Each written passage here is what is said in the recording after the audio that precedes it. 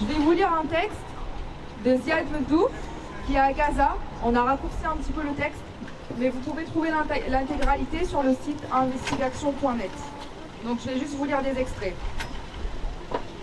Bonjour de Gaza, la détruite, et Gaza la dévastée. Croyez-moi, ma détermination, mon courage, ma résilience, ma patience et mon optimisme n'arrivent pas à dépasser ma détresse totale.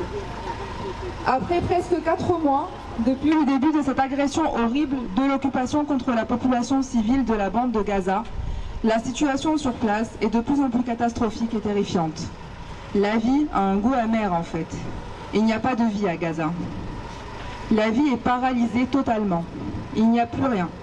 Ni nourriture, ni eau, ni médicaments, ni électricité, ni gaz, ni lait, ni pain, ni fruits, ni légumes, ni viande, ni poulet, ni poisson, ni moyens de transport, ni logement, ni perspective. Je suis malheureux, je souffre au quotidien comme tous les habitants de cette région dévastée et laissée à son sort par une communauté internationale officielle, complice. Et je suis en train de supporter l'insupportable. J'ai décidé d'écrire ce témoignage pour partager ma peine avec vous les amis et les solidaires de bonne volonté. Vous êtes mon seul confort dans cet enfer quotidien.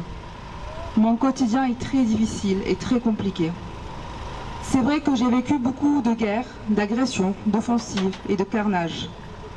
Mais je n'ai jamais vécu une situation horrible comme celle-ci depuis mon enfance. Actuellement, déplacé d'un quartier à un autre et d'une maison à une autre, chez les proches et les cousins, car les bombardements se poursuivent jour et nuit, partout dans cette prison à ciel ouvert et fermée, et les chars peuvent arriver dans n'importe quel quartier à tout moment. La nuit, je n'arrive pas à dormir.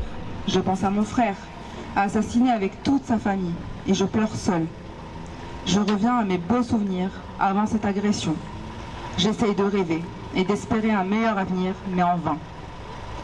Moi qui remontais le moral des jeunes et des enfants de Gaza traumatisés, je suis devenue sous le choc et traumatisée par les successions des événements tragiques qui ont frappé ma famille et tous les citoyens de Gaza ces derniers mois.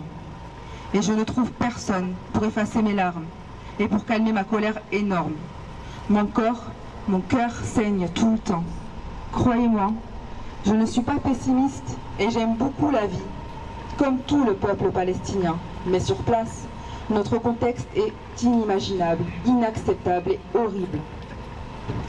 Pour la nourriture, on mange un seul repas par jour et quelquefois un repas tous les 2 jours. Il n'y a rien sur les marchés pour manger. Souvent, une assiette de riz et quelques morceaux de pain. Et si on boit une tasse de café ou du thé, c'est un luxe pour nous. En plus, il n'y a aucune organisation internationale ou association locale qui s'occupe des personnes démunies et déplacées, qui sont très nombreuses actuellement dans la bande de Gaza.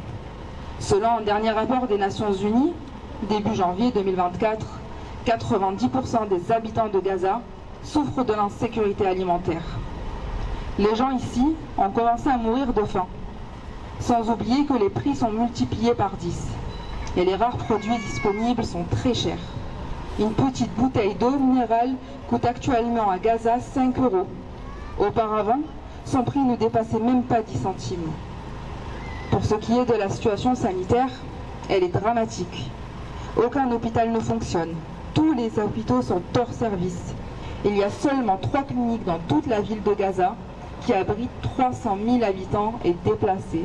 Dans chaque clinique, il y a seulement 5 ou 6 médecins bénévoles, débordés, qui reçoivent 5 000 patients par jour sans de vrais médicaments à donner ou des médicaments expirés. Le mois de décembre 2023 était un mois noir pour moi, avec l'assassinat de mon frère et de toute sa famille, la destruction de mon appartement et notre immeuble, et mon obligation de quitter mon quartier pour trouver refuge chez les proches. Le mois de janvier 2024 a connu la poursuite des bombardements et l'arrivée des chars dans toute la ville de Gaza, et mon obligation de nouveau de chercher d'autres maisons pour y habiter. Il y a beaucoup d'événements à raconter. J'aurai besoin de pages et des livres pour décrire notre quotidien très difficile, sous les bombes et sous le choc avec cette situation humanitaire catastrophique et ce désastre sans précédent. Et je ne crois pas encore que je sois toujours vivant, car je vois la mort 1000 fois par jour. Même si je n'ai pas peur de la mort, cependant, je suis inquiet pour notre avenir. L'aspect positif dans tout cela, et qui me rend fier de moi, je n'ai pas de haine. Amitié palestinienne de Gaza, qui n'est plus Gaza, et de Ziad, qui n'est plus Ziad.